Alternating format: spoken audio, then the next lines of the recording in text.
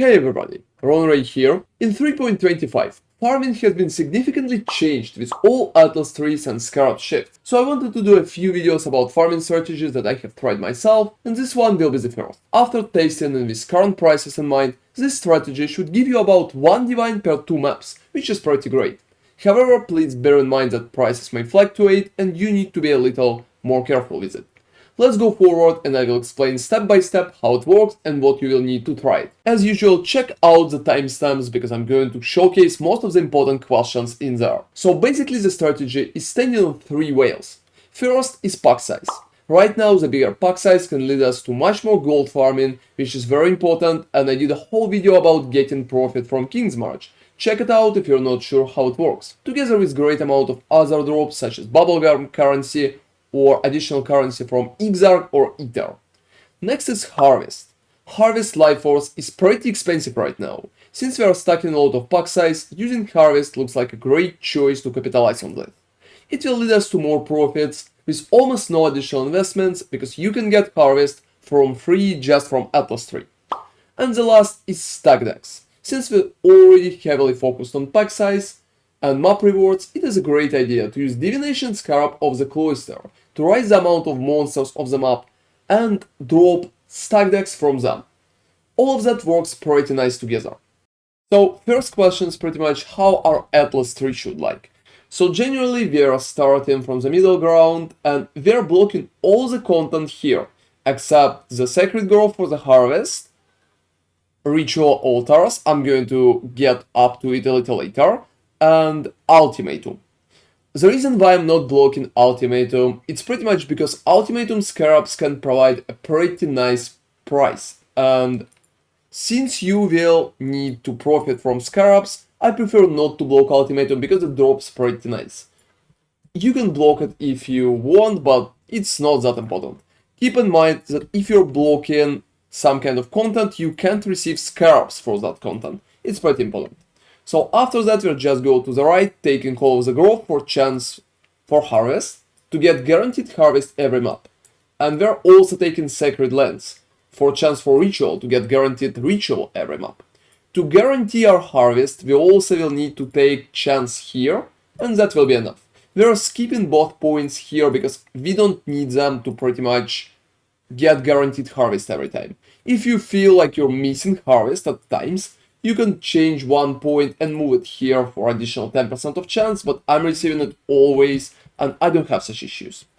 So for rituals, I recommend to take at least 1 point up there for 10% more chance to contain a ritual, because it's going to work just fine with it. Since we're blocking the rest, the chances to receive both ritual and harvest should be 100% and very close to 100%. What else are we taking? I'm taking all buffs for the maps, because currently map sustaining is a big issue and I think it's pretty important. On top of that, we're also taking all bonuses for harvest, so harvest here, here and here, because we're going to use it, and harvest here, Heart of the Grove, is definitely recommended too. After that, we just need to take as much effect of explicit modifiers as we can. So we're going through the whole top, taking all of that, we're taking Chiseled Perfection here, and it's important to chisel your maps, don't forget about that. And we're also taking mountain modifiers here. For Scarabs, I don't focus on Scarabs too much because it's not Scarab farming strategy, so I'm just taking Remarkable Relics and Skittering Swarms. That's pretty much enough for me to drop some Scarabs and it feels just fine. I'm taking the red and all the bonuses for it, including Word of the Exarch and Wrath of the Cosmos and Light of Dawn. All of them are definitely necessary to get as much as possible from your Exarch monsters. And up there, I recommend to take Occult Devotion, because that way we're going to receive 4 rituals every time. And that's pretty awesome. So, it's a pretty basic setup. You can drop or change a few points, but currently for me it looks like this, and after test I definitely prefer that. So talking about why we are using rituals.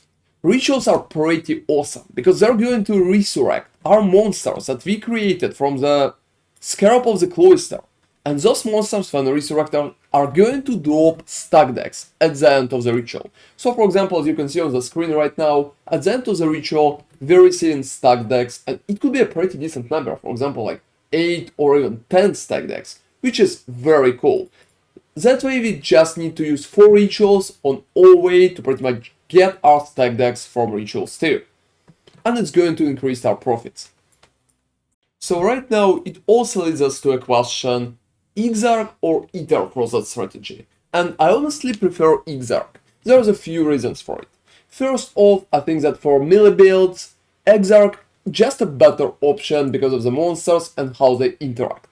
Another step is pretty much I think that Exarch can provide better buffs right now, because it can give you some additional bonuses such as Orbs of Unmaking, for example, or more stable chaoses. There is no chances for Divine Altar, but I think Divine Altar is very rare and rolling for it is not a great approach.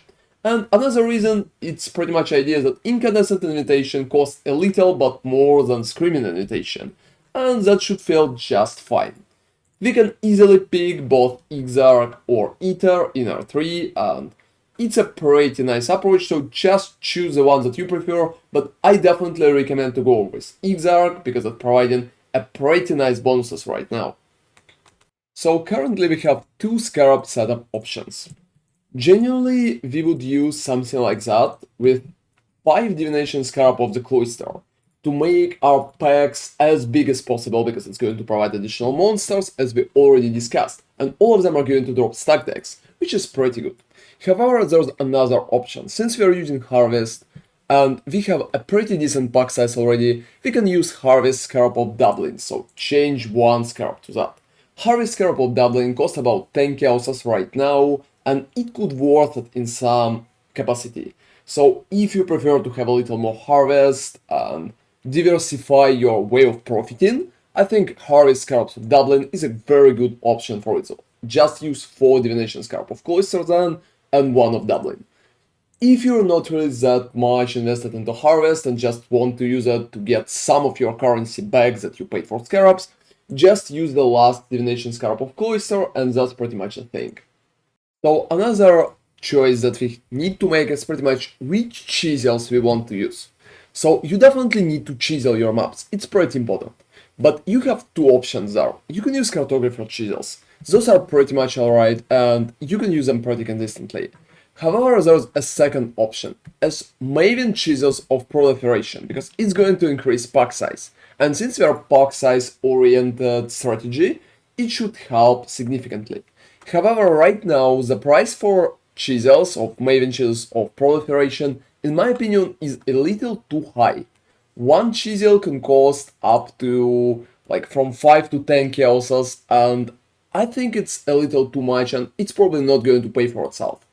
However, if you feel like you have some of them or you want to use them for even more profit to maximize your gains, you could try to use them. It will not be a bad option. Otherwise, just to use normal chisels, it will be pretty much enough. It also leads us to another question, which map to use? I genuinely really prefer running Toxic Sewer map, because I like it, I think it's pretty cool layout, and it drops a very cool tier 17 Ziggurat. Since I like to farm Ziggurat myself, I really like Toxic Sewers as well. So Toxic Sewers is definitely my choice, but if you're picking that map, make sure that you have enough chaos resistance. Another great option is Strand. Strand is completely straightforward map, it will be so easy to progress through it, and Strand can pretty much drop 4-star tier 17 map. It's pretty important because you will be able to sell it for more. That way, Strand is a decent option. And the last option is pretty much Jungle Valley. Jungle Valley is good because it spawns without the boss in. So you will roll different altars from red without boss bonuses, only for map bonuses. It can pretty much help you to maximize bonuses from altars. Unfortunately, Jungle Valley dropping Abomination tier 17 cards, so as you can see, tier 17 map drops are Abomination map, and it can lower amount of currency that you can get from tier 17 drops because Abomination costs less. However, if you can capitalize on your altars, you can definitely try to run Jungle Valley too. So 3 options, pick any that you currently prefer. So another great question is how to roll your maps. I usually aim for at least 90% item quantity and at least 25% of monster pack size. So something like that should be a very good pick for what we currently have. Try to check it out and try to re-roll your maps to pretty much maximize your amount of profit. You can use regex for it if you feel like it, but if not, you can just roll manually. However, try to get at least 90+% of quantity, so it will drop more. Map like that would definitely work. So answering the question if you need to use Valorbs to corrupt your maps and to get like higher item quantity, it's a tricky question. If you feel like you can be fine with most of the modifiers, try to corrupt them because it can give you higher numbers. If you're not happy about losing your maps because it's rolled bad, just don't touch it and it's going to be fine. That's pretty much my position right now. I don't corrupt that often and the strategy works fine without corrupting. So here is the loot from the maps that I ran for that video. You can see open stats right here, it's been a beach and it has pack size of 60%, which is pretty nice. I received about 72 stack decks, as you can see from that map. It's a pretty good number. On average, you should expect to receive at least 40 stack decks. And you can go a little further, sometimes you can get like 50 or 60 or, as in my case, even 70, which is a very good number. And here's my harvest. I received 1000 of primed, it's about 14 Chisels. A little vivid crystallize for about 6 more, so it's 20, and a little more of wild, so it's about 5 Chisels more. So that's about 25 Chisels in harvest right here. It helps heavily to pay for your scarabs. You're currently paying from 7 to 8 Chisels per your scarab, and you will need 5 scarabs for it. So you pretty much will pay 35 to 40 Chisels per map, which is pretty much alright. And harvest here will help you to pay like half of it back. You also receiving a lot of bubblegum and pretty decent amount of gold. I received around 20k, it could be a little better. All sorts of unmaking, that's nice, that's around 14k also still. So generally bubblegum and harvest is paying for your scarabs without any issue, and stack decks are pretty much just pure profit. And I received about 0.8% of a divine right here on stack decks. But generally you should expect at least a half of your divine in stack decks in pure profits. So another important question, how much you should pay for one scarab for the strategy to be alright. I usually pay from 7 to 8 Chisels per one scarab, but I think the strategy could be viable up to 10 Chisels per one scarab. You can also pay for at least like 10 to 12 for scarab of duplication if you're going to use harvest. But definitely try to buy around 8 or maybe closer to 9 if there's not enough supply. You're going to receive a pretty big amount of stack decks, and most of the time you're going to compensate for it without a lot of issues. And the last part of that video that I want to mention, why this strategy could be not for everyone. So the reason is pretty basic. Monsters that are going to be spawned from the scarabs will have crazy amount of proximity shields. So if you completely hate proximity shields or your build just can't deal with them, it will be hard for you to properly clear such maps. So try it out before investing a lot, just spawn a few maps with basic scarabs and see if your build can handle it without issue and if such approach to gameplay is alright with you. So that's been my harvest plus stack decks farming strategy. I think it's a pretty decent one and I hope it will help you to pretty much fund some parts of your build. Thank you very much for watching and ronarray out.